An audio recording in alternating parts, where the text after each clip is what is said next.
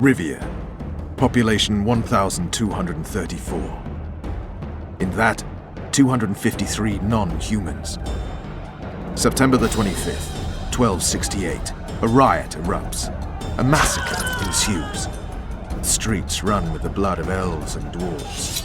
One person finds the courage to face the raging crowd.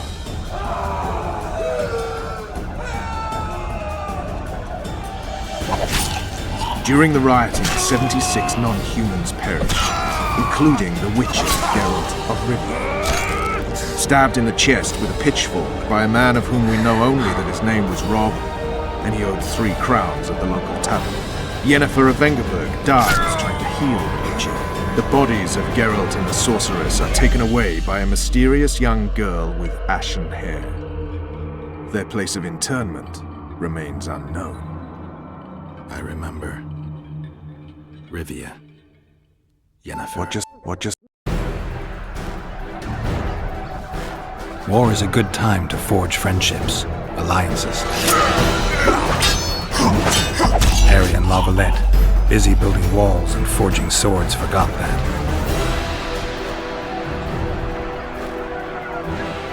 When he was gone, those he loved were forced to forge friendships with those he hated.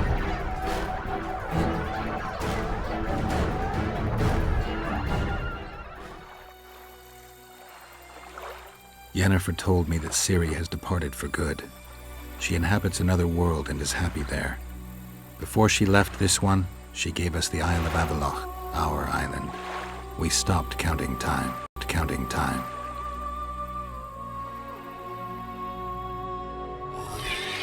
People believe that the wraiths of the Wild Hunt are immortal. They race across the heavens, gripping in their bony hands swords, their lightning bolts.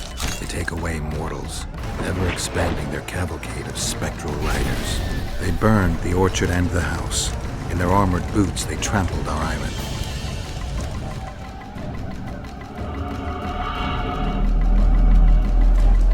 And they made off with Yennefer. I had to get her back. Return to reality. Return to the Witcher's path.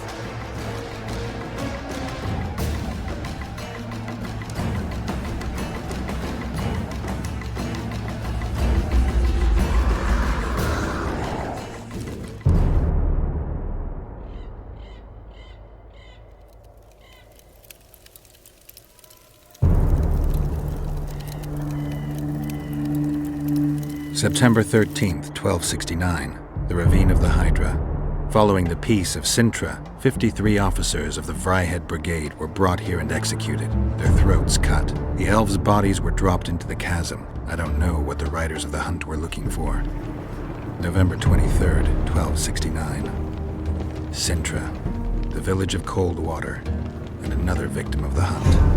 An 11-year-old boy. His parents didn't even ask if he had a chance. I'm tired. February 24th, 1270. A high pass in the Armouche Mountains. An imperial manticore, one of the world's oldest and deadliest monsters. I used to feel excitement at moments like this. Now the beast is only an obstacle on my way. Its meat and hot blood will help me survive this icy hell. May 30th, 1270.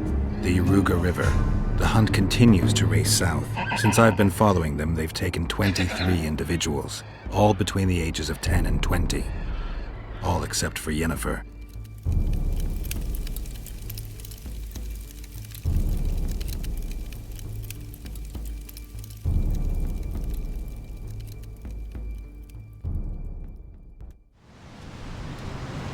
July 25th, 1270.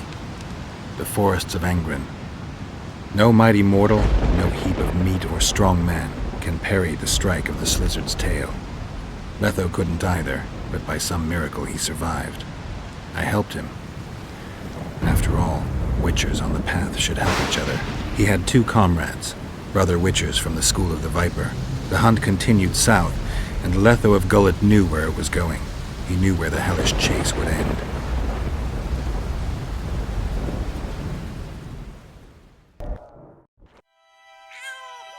For the good of the Temerian crown, Vernon Roach is prepared to do anything.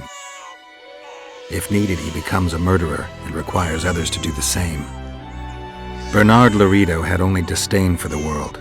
gave it nothing but suffering. I helped Roach, joined him and his people, and I had to face another choice.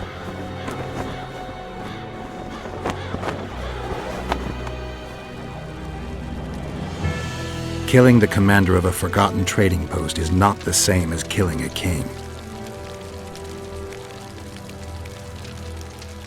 Even if both are murderers and rapists. The winter solstice 1270. Midinvern, the night of magic. Letho wasn't lying, the hunt had stopped. At the Hanged Man's Tree, the spectral riders selected from among those they had taken. Yennefer was among them. A wraith cannot be killed, only driven away. Every Witcher knows that. Yet the riders fell beneath the blows of our Witcher's blades. Crimson blood flowed from under their dead men's armor. We could not kill them all. They were simply too many. A stalemate. He was different from all other elves. There was no shame in his gaze. He had never suffered persecution. He had endured no massacres. Humans had not taken his land. This elf was not of this world. He was an invader. We struck a deal. My soul for that of Yennefer. He agreed without hesitation.